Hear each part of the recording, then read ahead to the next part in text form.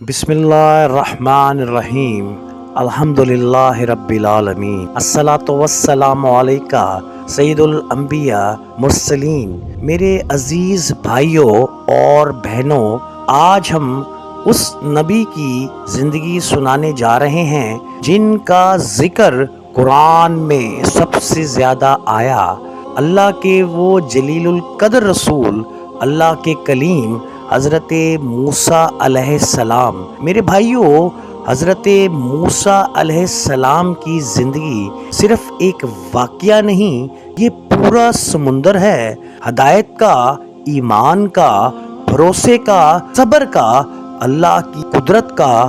اللہ تعالیٰ قرآن مجید میں ارشاد فرماتا ہے، اور کتاب میں موسیٰ کا ذکر کرو، بے شک وہ چن لیے گئے تھے اور وہ رسول اور نبی تھے۔ یہ آیت ہمیں بتاتی ہے کہ موسیٰ علیہ السلام کوئی عام نبی نہیں تھے، یہ وہ نبی تھے جن سے اللہ نے براہ راست کلام فرمایا۔ میرے پیارے بھائیوں، اس دور میں فرعون کا ظلم پورے عروج پر تھا۔ وہ بنی اسرائیل کے لڑکوں کو قتل کروا دیا کرتا تھا، عورتوں کو زندہ رہنے دیتا تاکہ غلامی پھیل سکے۔ ایسے خوفناک وقت میں اللہ نے موسیٰ علیہ السلام کی پیدائش رکھی۔ موسیٰ کی والدہ کے دل میں اللہ نے الہام فرمایا، ترجمہ: اسے دودھ پلاتی رہو، پھر جب اس کے لیے ڈرو اسے دریا میں ڈال دینا، اور نہ خوف کرنا اور نہ غم کرنا۔ سوچیں، ایک ماں اپنا بچہ دریا میں ڈال رہی ہے، لیکن جب حکم اللہ ہوا تو دریا بھی ماں بن جاتی ہے۔ موسیٰ علیہ السلام کا تابوت فرعون کے محل میں پہنچتا ہے۔ فرعون چاہتا تھا کہ اسے قتل کر دے، مگر اس کی بیوی آسیہ نے کہا، قرآن مجید میں ہے، یہ تو میری اور تمہاری آنکھوں کی ٹھنڈک ہے۔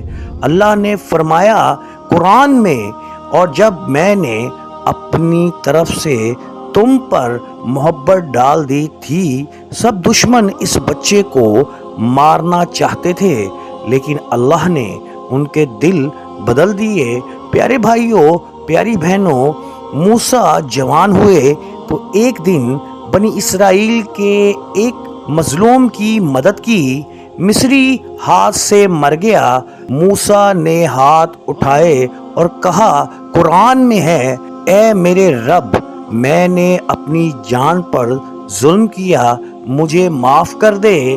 اللہ نے اسی وقت معاف فرما دیا۔ فرعون نے قتل کا حکم دیا۔ موسیٰ راتوں رات مصر چھوڑ کر نکل پڑے۔ مدین پہنچ کر موسیٰ علیہ السلام نے دو لڑکیوں کو دیکھا جو کنویں پر کھڑی تھیں۔ موسیٰ نے ان کے جانوروں کو پانی پلایا۔ قرآن میں ہے، موسیٰ نے دونوں کے جانوروں کو پانی پلایا۔ ان کے والد حضرت شعیب علیہ السلام نے موسیٰ کو گھر بلایا، ان کی ایمانداری دیکھی اور بیٹی کا نکاح کر دیا۔ موسیٰ نے 10 سال مدین میں گزارے۔ ایک رات موسیٰ اپنی بیوی کے ساتھ سفر کر رہے تھے۔ اندھیری اور ٹھنڈی رات تھی۔ دور سے روشنی نظر آئی۔ وہ روشنی نہ تھی، وہ اللہ کی کلام کا آغاز تھا۔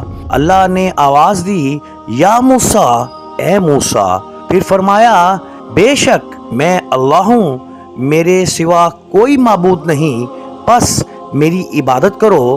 پھر حکم دیا، قرآن میں ہے، جاؤ فرعون کے پاس، وہ سرکش ہو گیا ہے۔ پیارے بھائیوں، پیاری بہنوں، فرعون کے دربار میں جادوگروں سے مقابلہ۔ جادوگر اور موسیٰ علیہ السلام کا مقابلہ ہوا۔ جادوگروں نے رسیاں پھینکیں، وہ سانپ بن گئیں۔ موسیٰ نے اللہ کے حکم سے لاٹھی پھینکی، قرآن میں ہے، تو وہ ان کے جادو کو نگلنے لگی۔ جادوگر फौरन सजदे में गिर गए। कुरान में है, हम ईमान लाए हारून और मूसा के रब पर।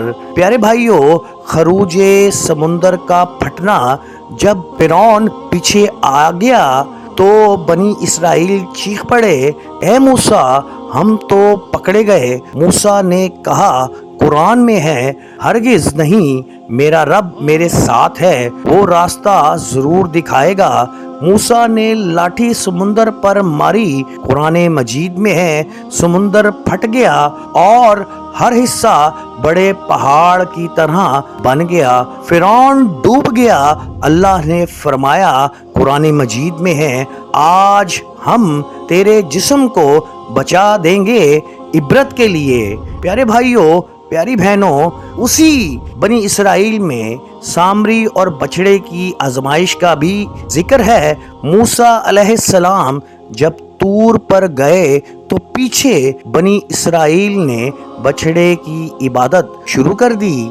मूसा ने कहा, जो कि कुरान में है, मूसा की कौम ने बछड़ा बना लिया, सामरी को सजा हुई, कौम ने तौबा की। प्यारे भाइयों, इख्तिताम पर हम दुआ भी करेंगे। मूसा अलैहिस्सलाम ने पूरी जिंदगी अपनी कौम को समझाया, पुकारा, सब्र किया, दुआ की, जहाद किया। ये नबी सिर्फ नबी बनी इसराइल के लिए नहीं थे, ये पूरी इंसानियत के लिए सब्र और भरोसे का सबक थे। प्यारे भाइयों, दुआ करते हैं, ए अल्लाह, तू पाक है, तू बड़ा है, तू अजमत वाला है। या अल्लाह, हमारी इस नूरानी महफिल को कामयाब बना। या रब्बुल आलमीन, हम तेरे आजिज बंदे हैं, हम गुनाहगार हैं, खताकार हैं। तू हमें अपने हबीब सल्लल्लाहु अलैहि वसल्लम के सदके माफ़ फरमा। ए मेरे प्यारे रब, ए अल्लाह, हज़रत मूसा अलैहिस्सलाम के सब्र का नूर हमारे दिलों में उतार दे, उनके यकीन की रोशनी हमारे ईमान में दाखिल फरमा, हमें हर मुश्किल में अल्लाह कामयाब फरमा, हमारे साथ हो जा। ए मेरे प्यारे रब, ए मेरे अल्लाह, हमारे घरों में रहमत नाज़िल फरमा, हमारी ज़िंदगियों में आसानियाँ अता फरमा, हमारी बीमारियों को शफा में बदल दे, हमारी परेशानियों को राहत में बदल दे। ए मेरे अल्लाह, या रब्बुल आलमीन, दुनिया और आखिरत में हमारी ख़ताओं को दरगुजर फरमा, हमें सिरातुल मुस्तकीम पर चला, हमारे दिलों को कुरान का नूर अता फरमा, हमें ईमान के साथ कलमे पर मौत नसीब फरमा। ए मेरे अल्लाह, इस महफिल में जो भी दुआ मांगी जाए कबूल और मंजूर फरमा। आमीन या रब्बुल आलमीन। ए अल्लाह, हमारी इस महफिल में जो भी खैर हमारे नामा एमाल में लिख दे और जो गलती हुई उसे अपने फजल से माफ़ फरमा दे। ए रब, हमें दुनिया और आखिरत की खूबियाँ अता फरमा और नबी करीम सल्लल्लाहु अलैहि वसल्लम की शफाअत नसीब फरमा। प्यारे भाइयों, प्यारी बहनों, अल्लाह आपको सलामत रखे। अगली नूरानी महफिल में मुलाकात होगी। अल्लाह हाफिज़, फ़ी अमानिल्लाह।